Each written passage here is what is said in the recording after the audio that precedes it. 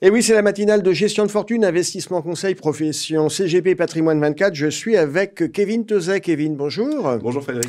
Kevin, vous êtes membre du comité d'investissement de Carmignac. On va commencer, si vous le voulez bien, par faire un petit bilan. On est quasiment à la fin 2022.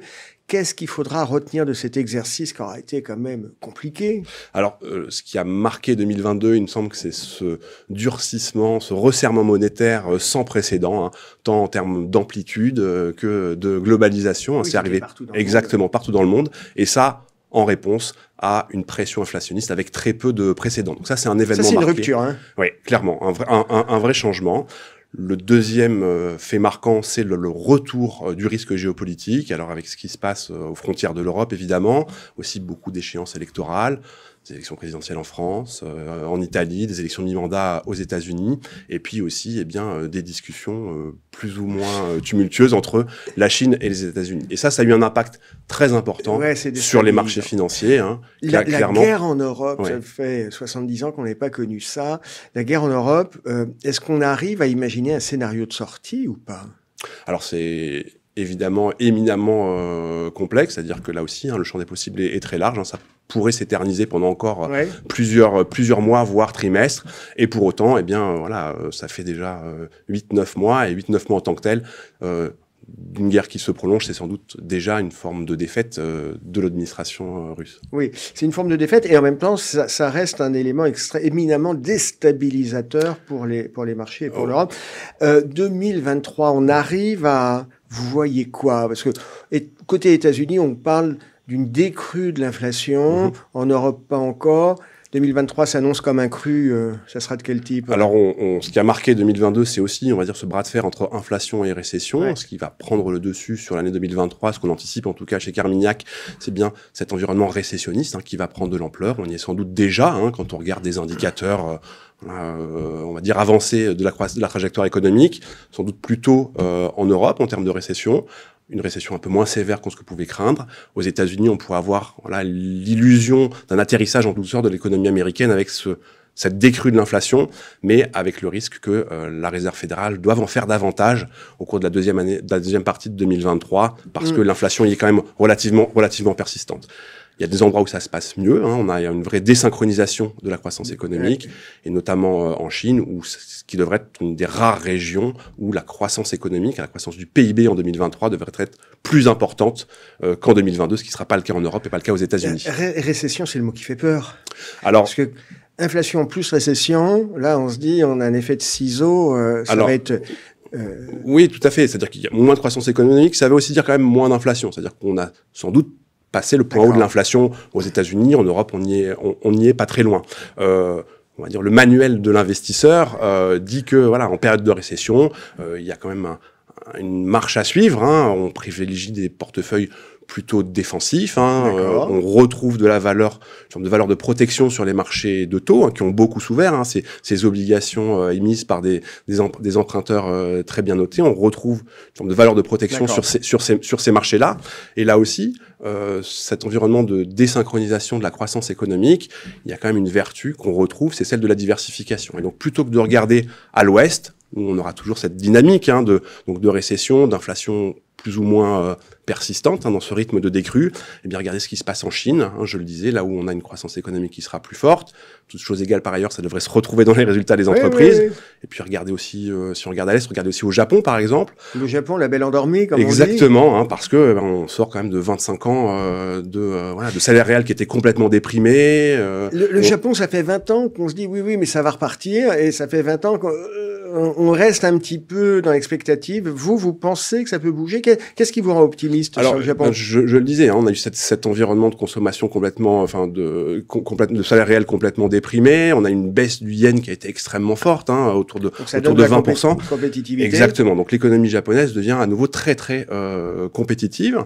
Dans le même temps, on le disait, ce qui se passe aux frontières de l'Europe, ça a amené des changements importants et potentiellement structurels, comme la volonté de rapatrier des chaînes de production. Ça s'est initié avec le Covid aussi, et puis les tensions entre la Chine et les États-Unis.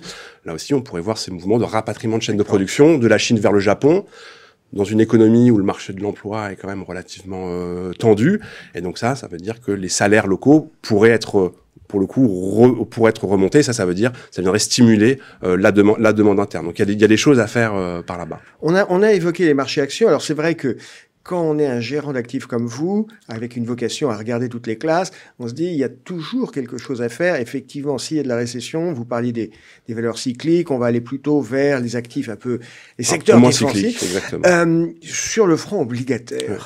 Alors, sur le front obligataire... Qui a été massacré 2022, ouais. Ça a été... Donc, sur le front obligataire, il me semble qu'il y a deux choses. Il y a ce qu'on appelle les taux sans risque. Alors, on l'a vu en 2022, ils ont du risque, mais en tout cas, ces instruments obligataires émis par des États et des États bien notés, on retrouve une valeur de protection sur ces valeurs-là, sur ces instruments-là. Pourquoi ? Parce qu'on a des taux réels qui sont repassés en territoire positif, et ça faisait longtemps que ça n'avait pas été le cas. Donc ça, c'est un facteur important. Et puis l'autre, c'est sur le moteur de performance, notamment sur les marchés du crédit, donc de la dette d'entreprise. Et là, on a des niveaux de rendement sur les marchés de la dette d'entreprise qui sont extrêmement attractifs, entre 5 et 10%, en fonction de ce qu'on regarde en termes de notation. Et quand même, quand on a entre 5 et 10% de rendement embarqué, c'est en général annonciateur de performance de cet ordre-là sur du moyen long terme. Il existe des gisements d'opportunités, mais il faut fouiller la cote et il faut aller les chercher. Et plus spécifiquement sur des instruments ou sur des émetteurs qui intègrent déjà cet environnement que je décrivais, c'est-à-dire cet environnement récessionniste. Et les marchés du crédit, il me semble qu'ils intègrent quand même une sacrée dose de pessimisme. Clairement. Kevin, merci d'avoir été avec nous. Merci, Frédéric. À bientôt. À bientôt.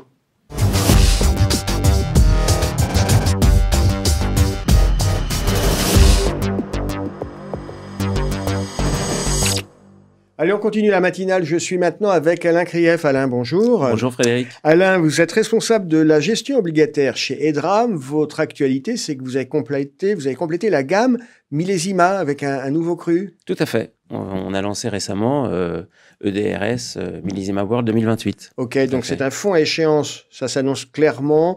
Échéance 2028. C'est quoi les caractéristiques du fonds? Alors, le concept d'un fonds à échéance, c'est... buy and hold, j'achète du papier. C'est du buy and hold. Après, il y a une gestion quand même au cours du temps. Ouais. Donc maintenant, on parle plus de buy and maintain. Mais bon, de toute façon, c'est la source. Ça ne change pas. Et le concept est très simple. C'est un panier d'obligations qu'on va choisir, qu'on va sélectionner. World, donc ouvert sur tous les marchés. Ouvert sur tous les marchés. Et qu'on va porter jusqu'à 2028. D'accord. Et l'avantage de faire ce type de stratégie, c'est de donner des perspectives de rendement qu'on devrait avoir chaque année jusqu'en 2028. Ok, on peut tabler, alors on sait que c'est jamais un engagement, mais les perspectives de rendement, c'est quoi? Alors aujourd'hui, les perspectives de rendement sont assez extraordinaires, puisqu'on parle de 6,5% par an, alors avant les frais de gestion, 6,5% par an chaque année jusqu'en 2028. Mais on va sur quel type de véhicule de sous-jacent pour... Alors, du sous-jacent, c'est que des... high yield. Alors, il y a un mélange de high yield et justement d'investment grade. Parce que le marché est tellement pas cher, on va dire aujourd'hui, les valorisations, on est dans un stress de marché.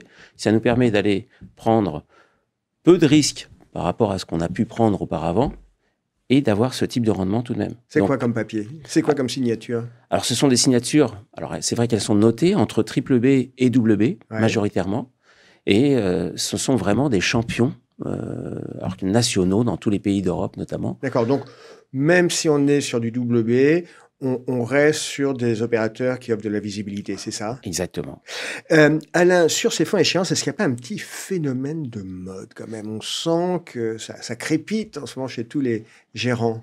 C'est vrai, c'est quelque part, bien sûr, c'est un phénomène de mode. Pourquoi? Parce que c'est un fonds d'opportunité.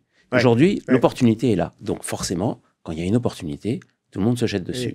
Hausse des taux, on le rappelle, quand les taux montent, le prix du papier baisse. Et quand on a des décotes de 15, 20, 30%, si on achète bien, en fait, on achète du rendement. Exactement, surtout qu'on est sur de l'obligataire. Donc, quand on a des papiers qui sont, en effet, qui ont baissé de 10, 15, 20%, en fait, ces obligations, ces entreprises doivent rembourser leurs dettes ou elles font faillite. Donc, c'est pas... Et il y a une maturité, il y a une échéance. Et c'est là où on achète justement des papiers pas chers jusqu'à l'échéance. On avait connu le même phénomène, pas de mode, mais d'engouement sur ces stratégies buy and hold avec la crise de 2008-2009. On avait eu beaucoup de gérants qui ramassaient du papier. C'est le même scénario. C'est quoi les différences entre la situation de 2022 sur l'obligataire et puis 2008-2009? Alors le point commun, c'est la crise. C'est la naissance des fonds datés, c'est acheter dans des périodes de stress. Ça, c'est le point commun. La différence, c'est qu'en 2008, on a eu une crise systémique qui touchait tous les secteurs. Aujourd'hui, on n'a pas de crise systémique. On a une crise, certes, qui est due à l'inflation, due à la remontée des taux, etc., qui est volontaire d'ailleurs, qui est volontaire. C'est les banques centrales qui doivent remonter les taux, appuyer sur l'économie pour freiner l'inflation. Et donc, il y a des entreprises qui en bénéficient et d'autres qui en pâtissent. Elle n'est pas du tout systémique. D'accord. Donc, vous êtes plutôt confiant. On est dans un environnement qui est pas aussi délétère que celui qu'on avait connu avec la crise de 2007-2008. Tout à fait. Confiant, même enthousiaste par rapport à cette opportunité. D'accord. C'est quoi? Est-ce qu'on peut revenir un peu sur les moteurs? Donc, vous allez sur du high yield et aussi de l'investment grade. World, ça veut dire qu'on joue l'ensemble des marchés mondiaux? Disons qu'on va se diversifier géographiquement, en effet, pour aller chercher des valeurs, notamment de l'énergie, du côté du LATAM. Parce qu'aujourd'hui, en fait, l'Amérique latine a profité et profite encore aujourd'hui de cette crise de l'énergie qu'on voit en Europe. Mais c'est vrai que comme cette crise est tout à fait différente, la construction du portefeuille est très importante. Il ne s'agit pas d'aller juste sélectionner les bonnes valeurs. Nous, on a 3 axes de développement. Ouais. Le premier axe, c'est la sélection de la qualité. C'est pas parce qu'on va sur du high yield que c'est nécessairement des boîtes méprisables, entre guillemets. Exactement. C'est très important la qualité parce qu'on fait face quand même à un ralentissement économique. Donc, il faut remonter en qualité par rapport à ce qu'on a toujours fait avant. Donc, il faut remonter en qualité. Et donc, aller prendre le haut panier du high yield, finalement. Et c'est pour ça qu'on va même chercher de l'investment grade. Le deuxième axe... Alors, le deuxième, c'est quoi? Le deuxième axe, c'est l'aspect sectoriel. Je disais que la crise n'est pas systémique. Et donc, il va falloir choisir les bons secteurs qui sont moins touchés par l'inflation et par ce ralentissement.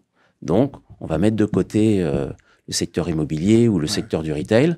Et on va plutôt se concentrer sur l'infrastructure, les télécoms, tous les secteurs qui sont moins touchés. Qui sont un petit peu défensifs. Qui sont défensifs. La santé. La santé aussi, tout à fait. Exactement. Et alors, le troisième axe, vous disiez, on a 3 axes. Le troisième axe, on a parlé de la diversification géographique, qui est très important. Aller chercher les bonnes valeurs au bon endroit. Quand on fait de la diversification géographique, on risque d'embarquer un risque de devise, non? Alors non, il n'y a pas de risque de devise parce que, en effet, si on va les chercher au LATAM, elles sont en dollars, donc elles sont en devise forte. Okay. Et on ne prend pas de risque de change parce que le fonds est hedgé, couvert en euros. Ok, c'est très clair. Alain, merci d'avoir été avec nous. Je vous en prie, merci. Et puis on vous souhaite succès pour le EDR Millésima World 2028. Merci. À bientôt. À bientôt.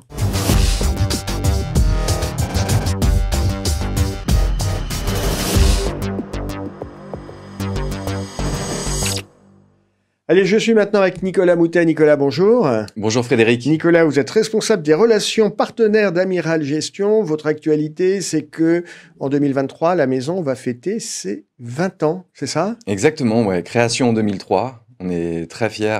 C'est un bel anniversaire, 20 ans. C'est un très bel anniversaire. Il y a des chansons qui en parlent, notamment une chanson de Charles Aznavour.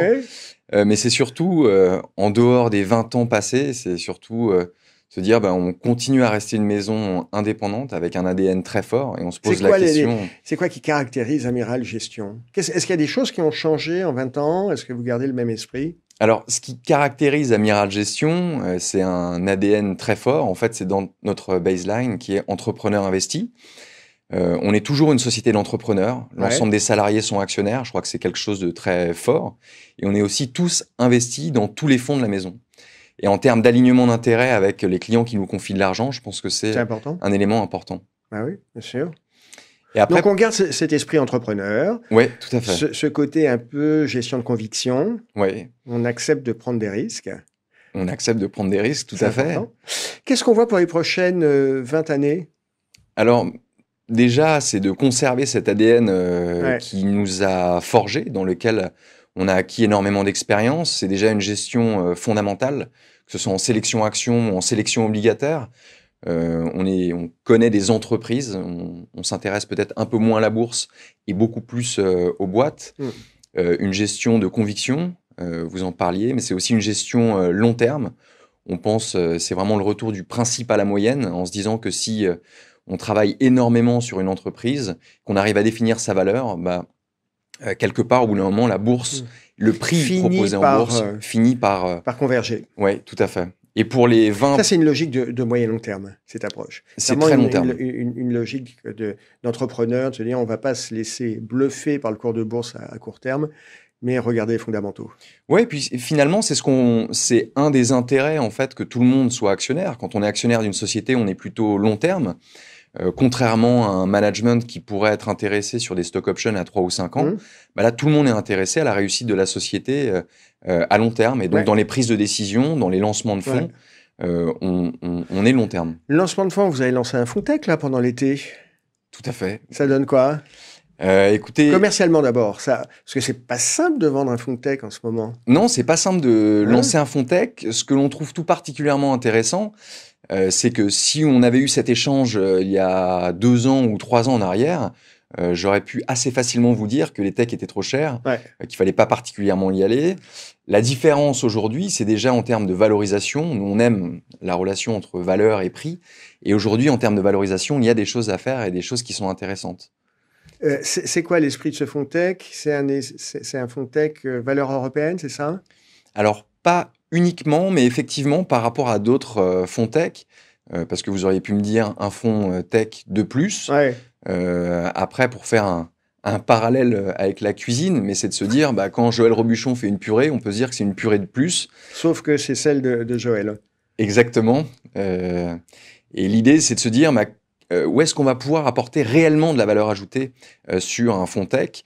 Nous, c'est notamment notre connaissance en fait de l'écosystème européen et français, et donc on va déplacer le curseur, puisque dans les fonds tech, il y a souvent beaucoup d'États-Unis, beaucoup de large ou de méga cap, et nous, on va retrouver cette patte qu'on aime bien d'inefficience de plus petites sociétés. D'accord. Et c'est vrai que quand on parle tech, et si demain on sort de ce studio et on demande à la première personne que l'on croise qu'est-ce que c'est la tech, il va très probablement vous répondre Google et vous parler en fait de software. Et en fait, des grands noms. Ouais, et c'est pas que ça la tech. Il y a aussi beaucoup d'acteurs qui ont des actifs physiques et qui passent à travers la tech par de la digitalisation et qui apportent de l'intelligence en fait. Et c'est ça aussi qu'on va aller rechercher dans ce fonds. D'accord, c'est clair. Et puis, je crois que c'est un fonds qui est conforme TIBI. Tout à fait, oui. Qui vise un peu à supporter ou à favoriser l'investissement sur le vieux continent. Effectivement. En fait, on a beaucoup parlé de souveraineté énergétique, mais il existe aussi un autre thème qui est la souveraineté technologique. Puisque vous et moi, mais aussi toutes les personnes qui vont nous regarder, quand ils allument leur ordinateur, il y a une forte chance qu'ils tapent sur Google leurs mots-clés. Et quelque part, le fait que beaucoup que ce soit Google, Facebook, Instagram, TikTok, peu importe, soient des acteurs étrangers, ça signifie que la réglementation européenne a probablement moins d'impact sur ces acteurs. Allez, un dernier point, il nous reste 1 minute. Vous avez récemment procédé à un recrutement chez Amiral Gestion, c'est une belle prise de guerre, non? Alors, un excellent recrutement, on est très content. C'est quelqu'un qui s'appelle Vincent Mercadier, qui est l'ancien patron de la gestion d'une très belle société qui s'appelle Tikeo, qui gérait notamment le fonds Income Cross Asset chez Tikeo, que les amoureux du fonds appellent Inca. Et Vincent Mercadier, on est assez content parce que ça signifie aussi que on reste une petite société de gestion. Oui, c'est une boutique, ce que les anglo-saxons appellent une boutique. Effectivement, et ça signifie quand même qu'on arrive à avoir un pouvoir d'attraction sur de très beaux profils. Et Vincent Mercadier apporte une brique un peu différente en termes de savoir-faire, justement sur les États-Unis, justement sur des sociétés un petit peu plus grosses. Il vient apporter aussi son savoir-faire, puisqu'il gérait le fonds flexible Inca. Donc on va essayer de prolonger et d'améliorer le fonds Sextant Grand Large, qui est connu de beaucoup de conseillers en gestion de patrimoine. Oui, c'est une des stars de la côte parisienne. Tout à fait. Merci Nicolas, merci d'avoir été avec nous. C'est un grand plaisir. Merci Frédéric pour l'invitation. À bientôt. À très bientôt.